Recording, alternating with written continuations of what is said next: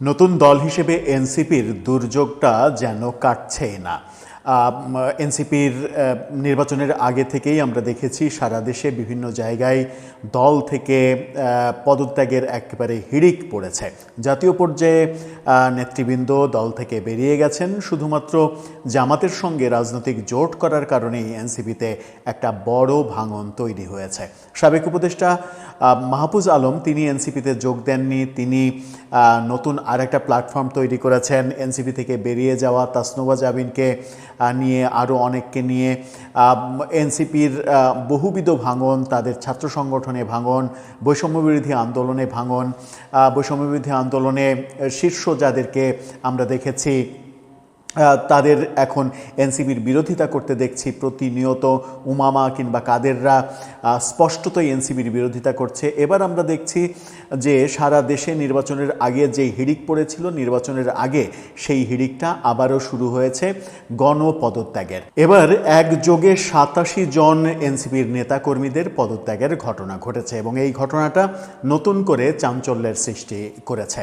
NCP যখন সংসদে যাবে কি যাবে না এরকম নানা ধরনের দোটানার মধ্যে রয়েছে, জুলাই সনদ বাস্তবায়ন নিয়ে তারা যথেষ্ট সন্দেহের মধ্যে রয়েছে।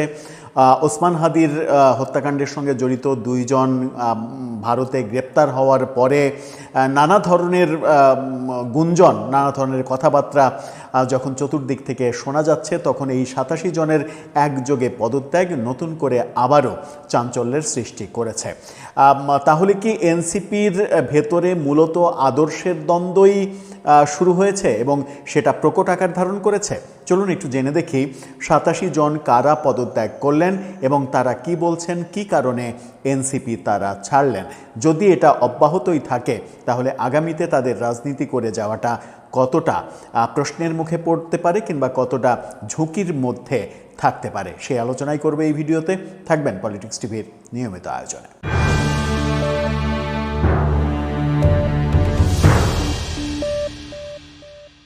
দর্শক, বলছিলাম এনসিপি থেকে গণপদত্যাগের ব্যাপারগুলো আমরা নির্বাচনের আগে থেকেই দেখছি। বিশেষ করে জামাতের সঙ্গে রাজনৈতিক জোট, মানে নির্বাচনী, তাদের ভাষ্য হচ্ছে নির্বাচনী জোট, আদতে তো আদর্শের মিল না থাকলে তো আর নির্বাচনী জোট হয় না। এবং আমরা দেখেছি যে নির্বাচনে জামাত এনসিপিকে এক ধরনের ঢাল হিসেবে ব্যবহার করার চেষ্টা করেছে। জুলাই আন্দোলনকে জামাত যেন ওন করতে পারে সেই ব্যাপারে একটা বড় মানে দেয়াল হিসেবে কাজ করেছে এনসিপির নেতারা। সাথে ৭১-এর মুক্তিযুদ্ধ নিয়ে যে ব্যাপারগুলো রয়েছে সেই ব্যাপারগুলোর ব্যাপারে এনসিপির নেতাকর্মীদের বরং কাজে লাগাতে পেরেছে জামাত। সেই দিক থেকে জামাতের এক ধরনের বলা চলে উপকারী হয়েছে, আবার ভিন্ন দিক থেকে তাদের ক্ষতিও হয়েছে। কারণ এনসিপির সঙ্গে জোট করার কারণে তারা আওয়ামী লীগের যে ব্যাপক একটা ভোট পাওয়ার সম্ভাবনা ছিল সেটা তারা পায়নি। কারণ আওয়ামী লীগ আর যাকেই ভোট দিক না কেন, মানে আওয়ামী লীগের ভোটাররা আর যাকেই ভোট দিক না কেন, এনসিপিকে ভোট দেওয়ার কথা নয়। তারা যতটা রেগে আছে এনসিপির ওপরে। চলুন একটু গণমাধ্যম কি বলছে একটু দেখে নিই। কালের কণ্ঠের এই ফটো কার্ডে বলা হচ্ছে এনসিপি থেকে একসঙ্গে 87 জনের পদত্যাগ। এই খবরের মানে অন্য শিরোনাম, একই শিরোনাম বিভিন্ন পত্রিকায় এসেছে। মূল খবরটা যেটা বলা হচ্ছে সেটা হচ্ছে যে দলের বর্তমান অবস্থানের সঙ্গে আদর্শিক অবস্থান মিলছে না উল্লেখ করে রাঙামাটির জুরাছড়ি উপজেলা কমিটির আহ্বায়ক সহ 87 জন একযোগে পদত্যাগ করেছেন। 87 জনের কমিটি 87 জনই পদত্যাগ করেছেন আহ্বায়ক সহ। এটা সম্ভবত বাংলাদেশে এনসিপির ক্ষেত্রে প্রথম ঘটল। এর আগে একটা কমিটির সবাই পদত্যাগ করেছে এরকমটা হয়নি। একসাথে 300 জন নেতাকর্মী পদত্যাগ করতে আমরা দেখেছি, ভিন্ন দলে যোগ দিতে দেখেছি, কিন্তু একটা কমিটির সবাই একযোগে পদত্যাগ করার ঘটনাটা এই প্রথম আমরা দেখলাম। একটা বিশেষ সভায় উপজেলা কমিটির আহ্বায়ক, সেখানে বলা হয়েছে যে অসীম চাকমা সহ পূর্ণাঙ্গ কমিটির সব সদস্য গণপদত্যাগের ঘোষণা দেন। পদত্যাগপত্রটি রাঙামাটি জেলা কমিটির কাছে পাঠানো হয়েছে বলে জানানো হয়েছে। পদত্যাগকারীরা বলছেন জুলাই আন্দোলনের আকাঙ্ক্ষা ধারণ করে নতুন রাজনৈতিক বন্দোবস্ত ও নতুন বাংলাদেশ গড়ার প্রত্যাশা নিয়ে তারা দলে যোগ দিয়েছিলেন। তবে ত্রয়োদশ জাতীয় সংসদ নির্বাচনে বড় একটি রাজনৈতিক দলের সঙ্গে জোট করার মাধ্যমে এনসিপি তার স্বকীয়তা ও আদর্শ থেকে সরে এসেছে। দলটির বর্তমান অবস্থানের সঙ্গে তাদের আদর্শিক অবস্থান মিলছে না।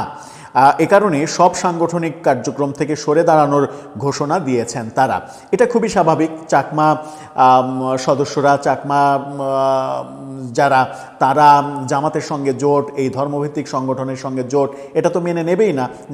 চাকমারা যেহেতু ভিন্ন ধর্মের মানুষ, তাদের মেনে নিতে এটা কষ্ট হবে, খুবই স্বাভাবিক। কিন্তু পক্ষান্তরে আমরা তো এটাও দেখছি, ঢাকা বিশ্ববিদ্যালয়ে শিবিরের প্যানেল থেকে সর্বমিত্র চাকমা বিজয়ী হয়ে নিজেকে কখনো ম্যাজিস্ট্রেট, কখনো পুলিশের প্রধান, কখনো ঢাকা বিশ্ববিদ্যালয়ের প্রক্টর, বিভিন্ন রূপে দেখানোর চেষ্টা করেছেন। দেখানোর চেষ্টা করে বল প্রয়োগের, পুলিশিং, মোরাল পুলিশিংয়ের ব্যাপারে তাকে দেখা গেছে লাঠি হাতে করে বয়স্কদের মারতে দেখা গেছে। সেই ব্যাপারগুলো নিয়ে চাকমা সদস্য হলেও শিবিরের রাজনীতির সঙ্গে বিতর্কে জড়িয়ে পড়েছেন তিনি। ওই কমিটির যুগ্ম আহ্বায়ক দেবাশিস চাকমা বলেছেন, 1 জানুয়ারি রাঙামাটি জেলা কমিটি জুরাছড়ি উপজেলার 87 সদস্যের কমিটি 6 মাসের জন্য অনুমোদন দেয়, কিন্তু সাম্প্রতিক রাজনৈতিক পরিস্থিতির কারণে আমরা সম্মিলিতভাবে পদত্যাগের সিদ্ধান্ত নিয়েছে। অসীম চাকমা বলেন, আজ থেকে আমি এনসিপি রাঙামাটি জেলা আহ্বায়ক কমিটির সদস্য ও জুরাছড়ি উপজেলা আহ্বায়ক সহ সব সাংগঠনিক পদ থেকে পদত্যাগ করছি। জেলা কমিটিতেও আছেন, উপজেলা কমিটিতেও আছেন, সেই সমস্ত জায়গা থেকে তিনি পদত্যাগ করছেন।